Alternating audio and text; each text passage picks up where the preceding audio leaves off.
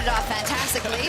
Super hot in Germany for week 9 of the LEC Summer Split. It is the last day of the regular season, and every game counts as we get ready to decide the race for playoffs and the battle for Athens. There we see Splyce. They are taking their place in the studio for the first game of the day, still have their eyes set on that number 2 spot. Hello everyone, I'm Shox here with Ender and VODS.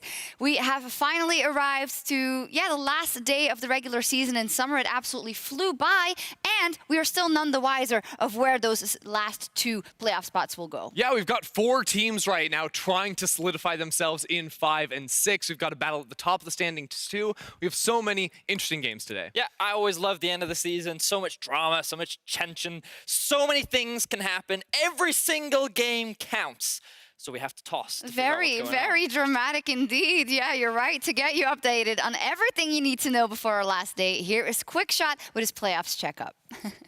Thank you very much, Shox. That's right. 5 games left, 2 playoff spots on the line, and 1 guaranteed ticket to Athens. What a day for each team left to play. Now, to start the checkup, let's quickly remind everybody of who is already locked. As you can see on the standings, G2, Fnatic, Splyce, and CHK are already in the postseason. CHK are also locked into 4th place, and therefore will avoid Fnatic or Splyce in the first round. The team that places 3rd gets to pick their opponents from 5th or 6th. We still don't know who's going to secure the 5th and 6th spot, and I want to take you through the different variables for how each team can do it. If Vitality win against CHK, they will secure a playoff spot, and they will also eliminate SK Gaming. With a win for Rogue over Fnatic, they will be locked into the playoffs. Now, things get a little bit more complex if you're a fan of SK. They can only make playoffs by winning today, as well as Vitality losing, and then they will face off against one another in a best-of-1 tiebreaker. For Origin, in a similar scenario, winning no longer guarantees playoffs. They need either Rogue or Vitality to lose. So OG win, then Rogue, Vitality lose, OG are in the postseason. So that about sums it up. We'll have to keep track on the games as they play out. But as I mentioned, the guaranteed spot in Athens, it is a bye in the playoffs round 1. It's a guaranteed appearance in the Roadshow. And let's figure out how Fnatic and Splyce can do that. For Fnatic to secure 2nd, 2 conditions can make it happen. Either a win for Fnatic at the end of the day, or a loss for Splyce at the beginning of our day. And for Splyce, it's a little more complicated. The only way for them to get to Athens guaranteed is through a tiebreaker game against Fnatic. And the way that will happen, Splyce wins, Fnatic loses, we have another tiebreaker match. Every single game has standings implications here, but the 3 most important ones are Origin versus SK, CHK versus Vitality, and Fnatic versus Rogue. If this is a little confusing for you, don't worry, you can follow along with us using the foldy sheet over at eu.lolesports.com/foldy sheet. Better late than never. Should we have any tiebreaker games, they will be played out at the end of the day, and the maximum number is 2. Shox, I hope that was clear enough for you and the analysts.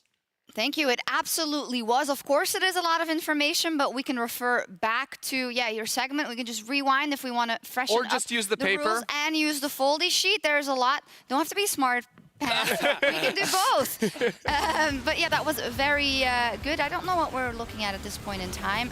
We got Fnatic versus Splyce. Yeah, there we go. Fnatic versus Splyce. Super action-packed match, and I know QuickShot was just talking about that battle for the top 2, and this one was very important. Splyce versus Fnatic. Super hotly contested game, and in the end, Fnatic came out on top. Yeah, it was just super good League of Legends all around. Really interesting to see both these teams go for more of a team fight style approach, focusing on the late game. And it came down to these super clutch moments where individual players from both teams stepped up in these 5v5s that ultimately resulted in Fnatic getting the win.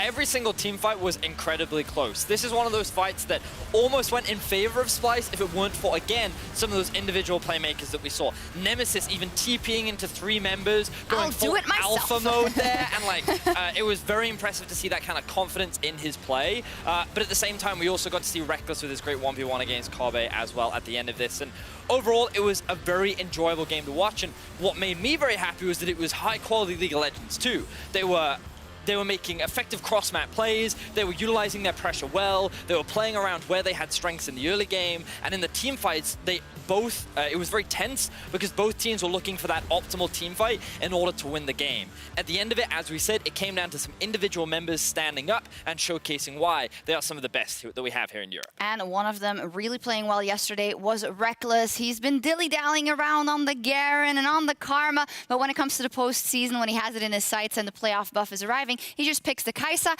and did a lot in that game, I think, to help Fnatic get to win together with Nemesis, Bwipo, and the rest of the team. Yeah, Reckless was absolutely huge, and my favorite thing from watching his play in this game is that he was willing to take chances, you know, whether it was running straight at a Corki and assassinating Humanoid before a fight even began, or going for these end-of-fight 1v1s against players like Kobbe. He was willing to go in those clutch moments and absolutely pulled through. What we took away from it is that it was very close, and the two games these teams played against each other were also action-packed this split. That makes me very excited for a possible best-of-5 in the playoffs between Splyce and Fnatic. Who would edge out in a best-of-5 scenario? I think it would be really close. I could see a world in which this went to 5 games, but I'd still give the advantage to Fnatic. I feel like that the skill ceiling on the individual players seems to be kicking into gear, and it's just that bit higher than the likes of Splyce. We got to hear from Kadram yesterday, that bit of international experience that Fnatic do have over their many years of tenure. Clutch factor. Yeah, has really paid off, I think, for Fnatic, and it's why I would give them that small edge towards the end. Ender?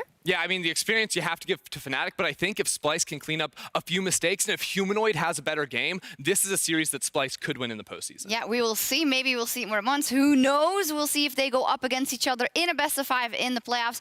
But besides that action between Splyce and Fnatic, there were a lot of upset and massive wins from the bottom teams. So Ender, walk us through them. Yeah, let's go ahead and start with Misfits here, who may be out of the race for playoffs, but there's still life in this sinking ship. Yesterday against Vitality, Kirei got the party going with a bot lane dive before the last original Misfits, Han Sama, took over in the late game teamfights. Vitality had no idea what had hit them, as what was supposed to be a victory march into playoffs turned into a massacre. Vitality's loss gave SK new life in the race for playoffs, and Crownshot and crew seized the opportunity, taking an early lead through some bot lane outplays. The game was very one-sided, as the UK underdogs proved to be no match against the stampeding SK, who after the arrival of Genax looked like a brand new team.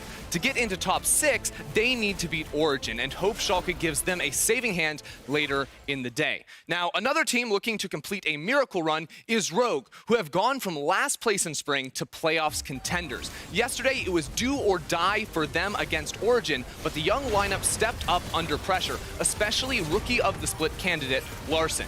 If this roster were to pull off the upset against Fnatic later tonight, they have done the unthinkable and secured their spot among the best in Europe. This sets us up for a great game, a great day of games today, Shock, so I can't wait to see which teams can pull ahead. Yeah, I totally agree with you. As said, there's always something in the air when you embark on that last weekend before the playoffs. It never goes completely as planned, and I'm very happy about it because we have everything left to play for and the all-important question to answer. Who gets the last 2 playoff spots? It is between Rogue, Vitality, Origin, or SK, and you all at home can help us decide or tell us what you think. You should spam in chat RGE, VIT, OG, or SK, depending on who you think will make it to the playoffs. Now, to kick off that discussion with my analysts, I'd like to ask you, despite the scenarios and the possible tiebreakers and whatnot, which 2 teams do you think would perform the best if they were to make it to playoffs? So for me, it would definitely be Origin and SK. And I want to start off the bat with Origin, because I do feel that even though expectations for them are very low, I have a lot more faith in them in terms of the best-of-5, which may be difficult to say, because I sit there and I'm like, they got 6-0'd by G2 in the last playoffs, but they did find a very convincing 3-1 win against Fnatic, and that's the series that I want fans at home to remember. I think this team actually does understand where a lot of their problems come from. Having spoken to them, having heard a lot of how their practice goes, it feels like that they have a lot of what they need to succeed. Sometimes when they get into game, they just don't remember it. Devil's advocate, VODS, an OG that went into those spring playoffs was a different OG than this OG. They were playing to a much lower level, and at the same in the same vein, the Fnatic we saw then was also much weaker, right? So do you think those parameters change? Well, the thing is, it's a question of who do I think will perform best out of the these four that we yeah, have. absolutely. And out of the four, I don't have a huge amount of faith in Vitality. And to be honest, I'm not that bought into Rogue in best-of-5 situations. Whereas I do think the experience and adaptation that Origin can make in a best-of-5 is something that I would give them more credit for. So I think Origin, for me, is one of the teams that I Do you agree with that, faith Ender? in. I mean, I see this Origin team, and no, it's not the team that went 3-1 against Fnatic. This team has had issues ever since they've come back from Rift Rivals. If they've identified them, then I want to see them improve. Is I there a have team not that has seen... less issues? No, and I think that's Vitality. For me, I see Vitality have the highest skill ceiling out of all these squads. Origin, in theory, could do better, but I have no faith in them anymore. So for me, it would be Vitality, because the question for me isn't which team can get a win in a round one match or get 2 wins in round one match. It's who has the best chance of actually winning. And I think that the highs of Vitality could do that. Well, the fans don't agree with you. Right now, they are Well, definitely not aboard the Vitality hype we asked who would perform train. the best, and we asked the fans at home to vote for who they think will make it in. That's very true. And not knowing how they will perform, so I can't really see it. Rogue, 44% of the... Wow. Wow. The fans absolutely want Rogue in those playoffs. Vitality, then OG. And then SK with 22%. So it's really close between SK and OG. That makes a lot of sense. They're also playing each What's other. interesting about this is, given how many Fnatic fans exist, all the fans at home believe that Rogue will beat Fnatic today. It's all that bold typeface on Reddit. They're all Rogue fans. Yeah. That's what it is. They just love it. Yeah, I mean, the thing is, so like, I think last week on PGL, I was actually sitting next to Finn, and I said to his face, look, guys, I don't think you can make it to playoffs because the strength of schedule is going to be too hard. Origin's strength of schedule is frankly much easier. Playing against SK when Rogue have to go against Fnatic, it's going to be a much harder road for But them. hypothetically, if you needed to look at the playoffs, an SK, of course, can get in there, but we know their ceiling in the playoffs. Of course, it could look different with Gen X. I'll give you that. I would be very excited to see a Rogue take a shot at it in the playoffs in a best of 5. I think the thing that would be problematic for me looking at Rogue is that the majority of their wins have come off of like very strong inspired jungle performances, specifically stuff like the Olaf. I'm not sure this team has the depth to hold up against some of our more experienced teams in a best of 5. Let's go different with a self-made and a Gen X because you're just talking about, you know, Larson and inspired anyway. But see, this is what, so I have it's more a difficult faith, one. I have more faith in SK in a best of 5 just because I think that their recent form has only propelled them in terms of their consistency in the mid lane and how aggressively both their bot laner, in particular Crown Shot, and Selfmade is playing. So if I compare the two, I have more avenues with which I have faith with regards to SK compared to Rogue. Well, we got some super interesting insight, I would say, and it just remains to be seen what will happen, and we can't really predict who it will be at the end of the day. I just wanted to check in with our fans, but it disappeared. So yeah, we'll update you later. When we do look back at the regular season, there are some moments that stand above the rest. These are the totally not made up LEC Summer Awards.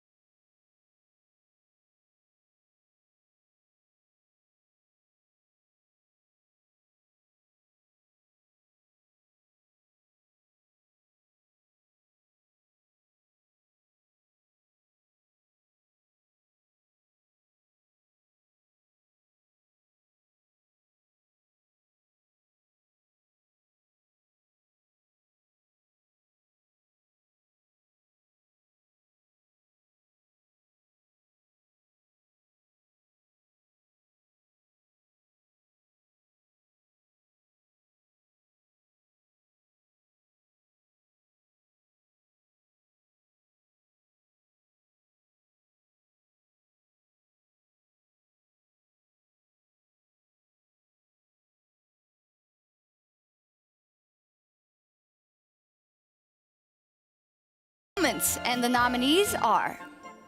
I'm ulting for you. Okay, Oh, nice. Nice. Oh, nice. nice trophy! How good am I? How good am I? How good am I? I was at the top from bot from Sona. It was 200 IQ. Yes, lost. Just keep I'm pushing. You can't keep flash. Yeah, okay. I learned. Mowgli, make some noise. Hello. Make a call, Mowgli. GG. Please solo kill. Great call, Mowgli. Short reminder, Mordekaiser, Thalia and Jace are disabled. Why our champion purse are disabled?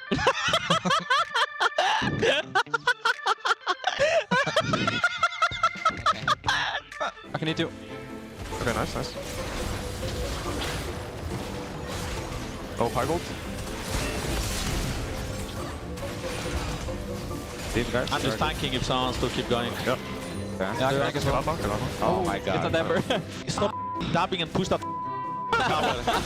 Oh my god. Actually, I hate you so much. I hate you so much. I hate you so much. Like, we are having so much fun, and I'm stuck here playing Sejuani for a living. Like some The dabs. Thanks for the thumbcans, Grabs. Really they don't call me caps anymore. They call me dabs. Okay, the nominees are Vander, Mickey, Mowgli, and Jankos. So there we go. Now, what I noticed was how Mowgli was confident in his delivery of those calls. Do you see how he communicated very efficiently and cleanly, only using the minimum amount of words in order to get the point across? Jizuke, please solo kill. Nothing gets any cleaner than that. No. I was quite blown away by the communication from Mowgli. I do think Jankos maybe needs to refine his speech a little bit. I agree. It was a bit too much for me. We almost ran out of asterisks when we had to subtitle that, so I think that's to say enough. All right, let's see then what the committee has decided as for best mic check of the LEC Summer Split. Mowgli, there we go. Whoa, congratulations. Right on the I suppose different people were voting this time. Yeah, good stuff. All right, 2 out of 3, one very important award left to go. We know that the fans, they always show up here to the LEC, and this Summer Split, they also brought fan signs to make the teams on stage pick certain champions or play certain compositions. And these are the nominees. The Caps pick Alistar, the pick Nocturne mid by a certain individual, and Caps I mean, down here we have the simple but effective. I don't think it goes the extra mile necessarily. I quite like Caps pick Alistar. Yeah. You have, the facial hair that is clearly all natural, as well as, know, extravagant, fashionable glasses. Look at all the personality in this pick Nocturne mid side. You can really see the flair. There's too much personality. I mean, I think there's just the right amount of personality, and look at how it's held as well. Like there's a firm grip on that as well. Certainly confident. Certainly confident. The man holding the sign. Portrayal, I feel. All right, shall we find out? I'm who is the winner pretty according to you? confident in the Nocturne mid lane. Caps pick Alistar, for sure. All right, let's see. Oh, it's okay.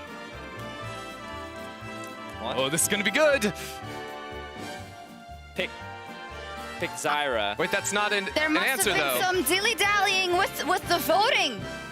Okay, all good. Then it is pick Zyra. Pick Zyra. Pick Zyra. G2, you heard it. Pick Zyra. All right, well, very important, very serious, and we've got all the awards. Is there anyone else you'd want to award with something whilst I get my cue card back? I want to award Ender for having the most bomber jackets of anyone in the history of ever.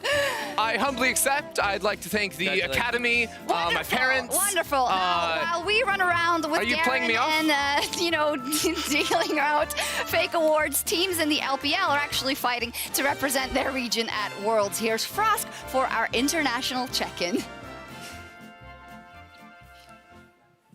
Thanks, Shox. Now, with Worlds fast approaching, I wanted to hone in on some of the competition Europe will be facing for the Summoners Cup, namely the LPL, because hello, it's me. Now, we all know about Rookie and Uzi and the yada, yada, yada. I wanted to take a deeper dive on the lesser-known threats of the biggest region in the world sets for playoffs, Inter FPX, or its lesser cool moniker, Fun Plus Phoenix. Like Invictus Gaming last year, FPX on a crash course for world domination, looking to secure both first in spring and summer regular split and set records with an 87% win rate. They win 87% 87% of their games, and they play best of 3. In 31 games, FPX have only dropped 4, and the only series lost is to the former world champions. To put that in perspective, they win more than G2, and they play twice as many games. So why are FPX so dominant? The core of this team is a mid laner named Doinby, a Korean streamer turned LPL pro. Doinby is famous for his bizarre tank builds and unique champion pool, probably most recognized for his trend-setting Iceborne Gauntlet Victor and his Kled mid. Oh, and of course his Pantheon. Now, working with his jungler Tian, FPX have the best mid-jungle duo in the region. Reminder, Rookie and Ming are in that region. FPX skirmish early, rotate to side lanes, and they love diving. They're everything you expect from the typical Chinese aggression. They're fast, explosive, and bloodthirsty.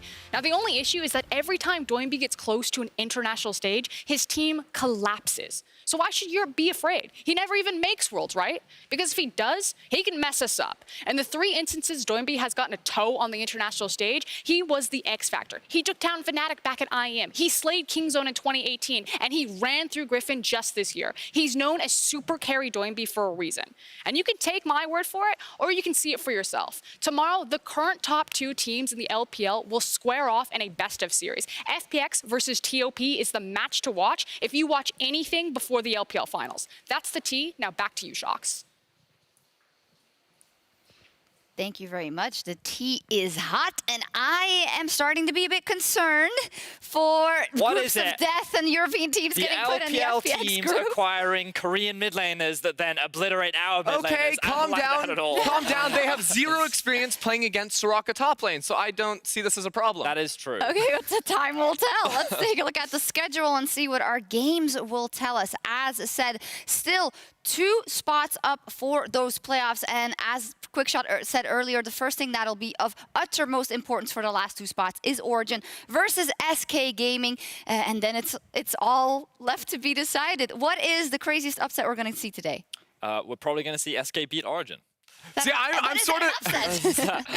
See, I'm thinking XL beat G2. Like G2 come in, G2 they pick some troll stuff, and then all of a sudden Fnatic get first place, and it was like, okay. Yeah, super interesting. Let's see if the predictions reflect that as well, as everyone's picked the same, or what is going on. The fans have Fnatic and G2, Fatesville, Schalke, and SK, and then VODS, Ender, and Shox all Can we just voted for appreciate Origin. that I've managed to get 2 points ahead of StatSpots right now, and that's a big deal for me because that is the main competition.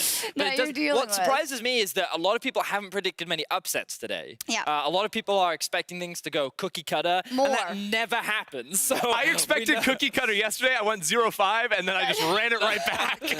It's so hard. Yeah, I could win the regular season. No, I couldn't. I could tie with Medic. believe We in only you. have 1 difference, so I believe voted in you, for Shox. OG. So OG, if you do anything, I know it's important for the playoffs and all that, but just give me that point in the predictions. So with that, let's dive into our first game of the day, and Misfits is on the docket. And when Misfits walk off stage today, they close the chapter on what has been the worst year ever for this organization. For more, here's QuickShot. Thank you very much, Shox. That's right. The Misfits 2019 story is coming to an end, and what a roller coaster it has been. At the beginning of the year, the announced team was branded as a super team by casters and players alike. And boy, oh boy, did it live up to the title and expectation of failure associated with being called a super team. This Misfits squad brought in Soaz, Febiven, and Gorilla. They joined Maxlaw and Hans Summer, and the expectation was that once this team had found some synergy, it would be able to unlock the collective experience and then push this team forwards towards strong placements. It never happened. The team simply wasn't able to find success, and they could only actually find wins playing through Hans Summer. It was unreliable at best, and it showed a lack of diversity in their playstyle. The spring split ended with sadness. Misfits just racked up loss after loss, and former star players like Soaz and Febiven failed to make a dent in the LEC. Now, while these guys were losing on our stage, the Misfits ERL team was finding success over at EU Masters. They were able to bring a few elements of this LFL squad into the LEC team, and the hope was that it was going to revitalize them. It started with Kirei on his Kindred, debuting against XL, then later included Leader. Now, while Leader was unable to have the same impact on our stage that he did over at the EU Masters, what Misfits eventually decided to do was a bold and brave call. bench the LEC Super Team, replace them with the EU Masters crew. And honestly, I was super happy. This was a proper team. This was a team that had shown growth, had shown development, and ability to work together, and they could actually win things. Now, as far as I'm concerned, it was the best version of Misfits all year long. They started off picking up a surprise win against Fnatic, and then a couple of scrappy victories here and there, which actually included a win against Vitality yesterday. The only remaining member for the Misfits squad is Summer, and I'm interested to see what Misfits will do going into the 2020 season. Will they stick with the rookies, develop them, give them a chance to grow, or will they add some additional experienced players, hopefully in a more strategic and synergistic manner? It's been a disappointing year for Misfits, but they can continue to play spoiler for teams in the playoff race today, especially as Splyce have their eyes set on Athens. Thank you very much, Trevor. It will, of course, be the last time that we see Misfits on the LEC stage, as they are not in the postseason. And I like the end there. You know, it is now up to Misfits to make the right decisions and do what they see is best with this team. And hopefully, we'll see good things from them in the future. In this game, though, they are up versus Splyce, and that is a tall order. A Splyce that is still trying to get that second place. Yesterday, lost to Fnatic, but nonetheless put up a great performance and hopefully shouldn't stumble over this Misfits. Yeah, this was a fantastic game yesterday for Splyce, coming in very strong against Fnatic. We already touched on it briefly, but the strong team fighting from this squad, specifically led by Kabe, was just a breath of fresh air to see two teams really duke it out in the big 5v5s. It felt like it was a battle of experience, right? And the experienced members did step up. We got to see some great performances from both Kabe and Zeus, and I felt like that the game was literally on a knife's edge. A single flash, a single different play could have resulted in a big Splyce win, and that just goes to show how much this team has grown this split and how much you can still rely on some of the veteran names to be those big carry performers when you need them. And no matter what happens, if they end up in second spot or in the third spot and have to go through that first round of the playoffs, it feels to me like they are head and shoulders about anyone they might face in that first round. Do you guys share that sentiment? Yeah, I mean, right now it feels like this could very easily be one of our world's contenders moving forward. And based on that game we saw just yesterday, I think European fans should be looking forward to that and feeling pretty good about it. Yeah, and I'm really excited to see these two AD carries go up against each other. It's been a while, but getting Summer, who seems to be in form right now after hearing his interview yesterday, it feels like that he's playing the way that he likes to play. He's relying on his mechanics as an AD carry, and going up against the likes of Kabe, who seems to be in beast mode right now as they make their race to playoffs. I'm excited to see what they can throw out today. Super hype bot lane matchup overall. Time to kick off the last day of the regular season. And tonight, say it, Dracos, I know you want to.